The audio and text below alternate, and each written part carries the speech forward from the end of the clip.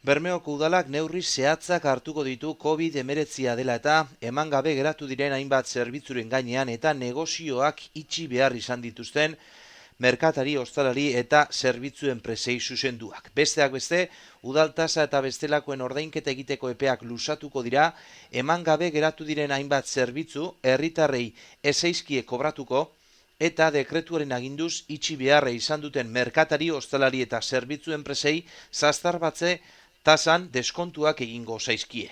Hartuko diren neurri guztiak hala ere gainontzeko erakundek hartzen dituztenekin bateragarriak izan beharko dira. Esan bezala, Bermeoko udalak neurri zehatzak hartuko ditu COVID-19ak sortu dituen hainbat arazo minimizatzen saiatzeko. Egoera hau berezia eta larria da guztiontzako, baina badakigu zenbait sektoretan eragina zuzenagoa dela eta egoera ez dela bat ere erraza izango. Horixe, Aritz Abaroa Bermeoko alkateak esandakoa. Besteak beste, udaltasa eta bestelakoen ordainketa egiteko epeak luzatu egingo dira, eman gabe geratu diren hainbat zerbitzu herritarrei ez zaizkie kobratuko eta dekretuaren aginduz negozioak itxi behar izan dituzten merkatari, ostalari eta zerbitzu enpresei zastarbatze tasan deskontuak egingo zaizkie.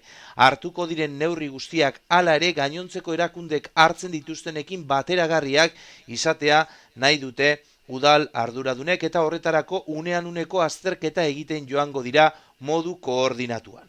Udalak 3 bloketan banatu ditu hartuko diren neurriak. Ordainketak egiteko epeak eta erresibo berriak, bertan bera gelditu diren udal zerbitzuak eta dekretuaren aginduz negozioak itxi behar izan dituzten merkatari, ostalari eta zerbitzu enpresak alorra.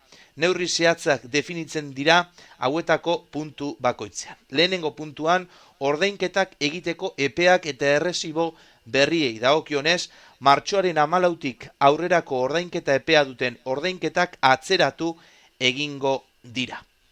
Alarma egoera hasi denetik eta aurrera egin beharreko ordainketen erresiboak ez dira igorriko alarma egoera amaitu arte.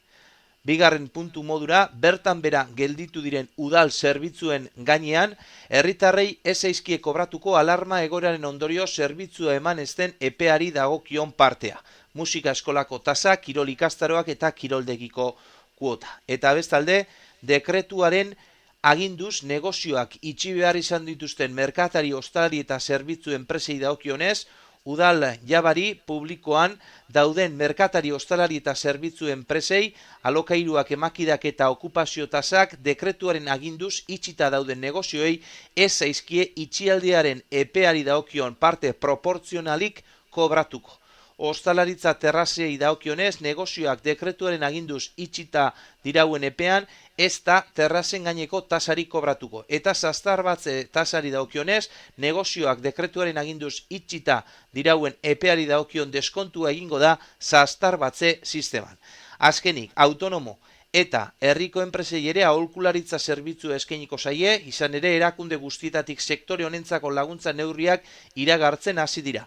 Bermeoko autonomo eta enpresei informazio hori guztia modu antolatuan emateko eta egin beharreko tramiten gaineko informazio eta laguntza eskaintzeko zerbitzua martxan jarri du udalak. Behargintzaren bidez, informazioa nahi duenak arreta zuzena jasoko du 94617 telefonoan edo autoenplegua abildua bermeo.eus helbide elektronikoan. Udal gobernuak adierazi du gainontzeko erakundekin elkarlanean eta herriko merkatari eta ostalarien elkartekin kontaktuan jarraitzen duela.